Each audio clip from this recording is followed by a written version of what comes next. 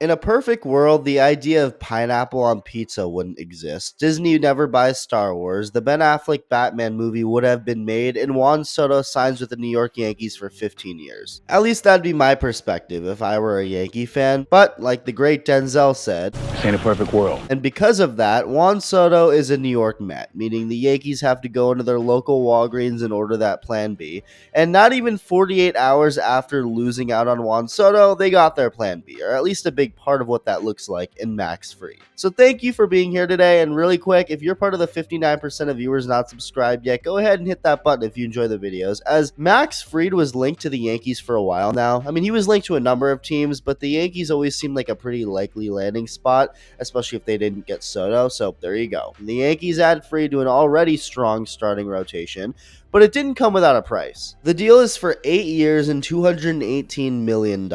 I know every contract we hear about from now on will sound like nothing. Shohei Ohtani and Juan Soto have conditioned us to think everyone else is broke. But $218 million is still a lot of clams. And you know what else is a lot? 8 years. And it's undoubtedly an overpay, but one you can't necessarily blame the Yankees for, which we'll get into. But first off, there's some clear pros and cons to Max Fried. To start with the pros, there's the most obvious thing. Max Fried is a really good starting pitcher. His career ERA is about 3. He has a couple all-star appearances and top 5 Cy Young voting finishes, and I mean, he's been very consistent with his talent. From 2019, his first full year in the big leagues and on, Fried's been a top starter in all of baseball. And since 2020, his ERA every year has either been in the low 3s or under 3. He's just a consistently damn good starting pitcher. He's not the hardest thrower, he's not going to blow everyone away with his fastball, but he will get swings and misses with that nasty curveball with an elite ability to keep the ball on the ground with a pitch mix that's pretty evenly spread out. That's his bread and butter, really. And to add Fried to what, like I said, is already a strong Yankee rotation is cool for them, to keep building that part of your team up. They need hitting for sure, but you can never have enough pitching, especially when it's someone like Max Fried, who has the second lowest ERA of pitchers with 800 or more innings in the past 6 seasons, only behind his new teammate Garrett Cole. But Max Fried does come with some worrisome cons, especially considering it's an 8-year contract with no opt-outs. None of the money is deferred. Someone's got to frickin' tell these teams at some point that this isn't something only the Dodgers can do. So when it's that big of a commitment, especially, there's multiple reasons to be wary.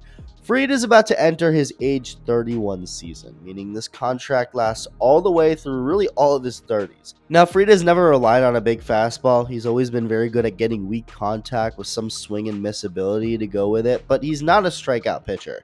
So giving a guy who's not really prone to getting that many swings and misses to begin with $27 million a year for 8 years when he's already 31 is a little uncomfortable, especially when you also factor in his injury history. Now, I know this can basically be the case for any pitcher in baseball, but Max Fried in recent years has seemed to be a Tommy John surgery waiting to happen.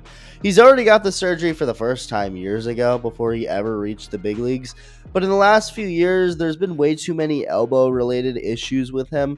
In 2023, Fried missed a lot of time for multiple reasons, one of them being a forearm strain, and even though he ended up throwing a full year in 2024, he still hit the injured list at one point because of more left forearm inflammation. And for those who don't know, forearm pain a lot of the time can lead to Tommy John. Any pain there, it's connected to the elbow. So again, I know any pitcher in baseball is practically a walking Tommy John at this point, but when you have someone who's already been having some elbow related problems recently, he's 31 and now you have him on the books until he's 39, that's definitely something to be a little worried about. But it's also not necessarily the Yankees' fault that they overpaid for Fried. I mean, yes, they were the ones who decided to sign him, but with the way the market is going right now, especially for pitchers, you have to overpay. That's the only way to get these guys. The demand for pitching, especially starting pitching, is so high, and there's only so many quality arms out there, you have to overpay if you want them. So that's what the Yankees did for Max Fried. It was their rebound after losing Soto, and they obviously just added a good starting pitcher, one of the best in baseball for the last many years,